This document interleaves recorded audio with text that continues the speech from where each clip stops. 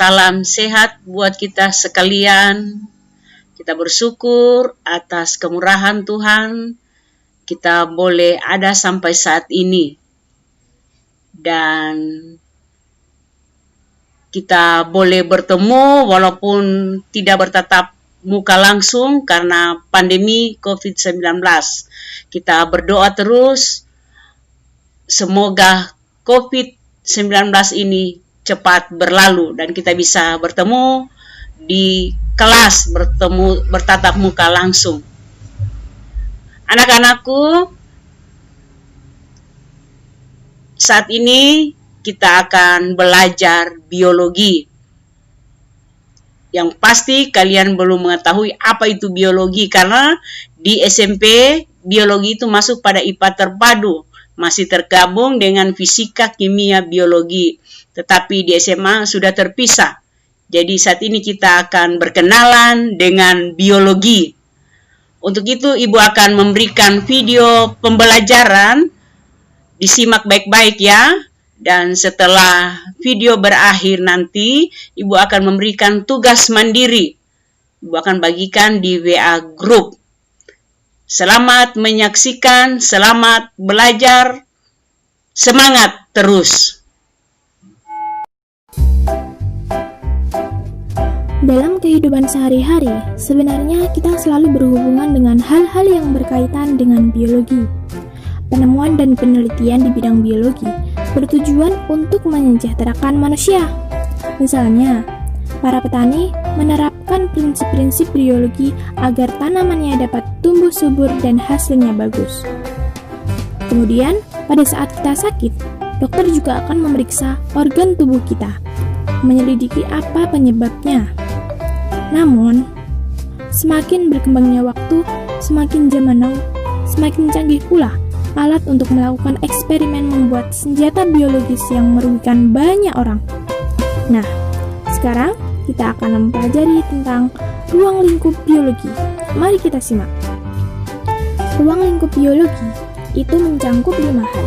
Pertama, biologi sebagai sains. Kedua, kerja ilmiah. Ketiga, penelitian dan percobaan biologi. Keempat, objek ragam dan permasalahan biologi. Dan yang terakhir, bekerja di laboratorium. Oke, kita akan membahas yang pertama terlebih dahulu. Biologi sebagai sains. Sains itu berasal dari bahasa Latin, yang artinya pengetahuan. Sains juga dibagi menjadi 2 bagian, yaitu ilmu sains alam dan sosial. Ilmu sains alam itu hanya membahas gejala-gejala alam yang dapat diamati. Sedangkan ilmu sains sosial itu tentang masalah-masalah sosial di dalam sebuah masyarakat. Tujuannya untuk mengkaji keteraturan-keteraturan yang terdapat dalam sebuah hubungan manusia. Karakteristik sains atau ciri khas dari sains itu ada 4. Yang pertama itu rasional, artinya berpikir secara logis dengan menggunakan nalar, bukan sebuah tahayul. Yang kedua, objektif. Sains merupakan kebenaran apa adanya karena didasarkan atas data-data. Yang ketiga adalah empiris. Sains dapat dibuktikan dengan pengamatan, penelitian, atau eksperimen. Yang keempat, akumulatif. Maksudnya harus didasarkan teori lama yang disempurnakan, ditambah atau diperbarui. Nah, kalian tahu tidak biologi itu apa? Biologi itu merupakan bagian dari sains yang kita bahas tadi. Bios artinya hidup, logos artinya ilmu. Jadi, biologi adalah ilmu yang mempelajari tentang makhluk hidup, baik makroskopis atau mikroskopis. Karena semakin berkembangnya zaman, pengamatan dan eksperimen biologi juga ditinjau dengan penemuan peralatan modern, sehingga objek kajian biologi makin beragam dan banyak. Oleh karena itu, biologi dibagi menjadi beberapa cabang biologi. Cabang biologi saat ini antara lain anatomi, botani, fisiologi, genetika, morfologi, mikrobiologi, dan masih banyak lagi. Nah, tadi kan yang pertama kita bahas adalah biologi sebagai sains. Sekarang yang kedua, itu kerja ilmiah. Apa sih kerja ilmiah itu? Kerja ilmiah itu merupakan suatu rangkaian kegiatan yang dilakukan oleh orang yang memiliki sikap ilmiah dengan menggunakan pendekatan keterampilan proses dan melalui langkah-langkah metode ilmiah. Jadi, dapat disimpulkan bahwa kerja ilmiah itu mencangkup 1. Sikap ilmiah, 2. Pendekatan keterampilan, 3. Metode ilmiah. Mari kita bahas satu persatu.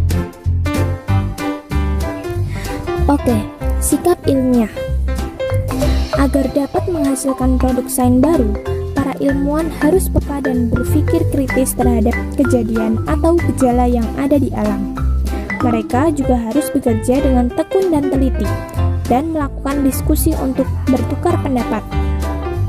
Kita juga dapat menjadi seperti mereka, asal kita memiliki sikap ilmiah seperti yang dimiliki ilmuwan.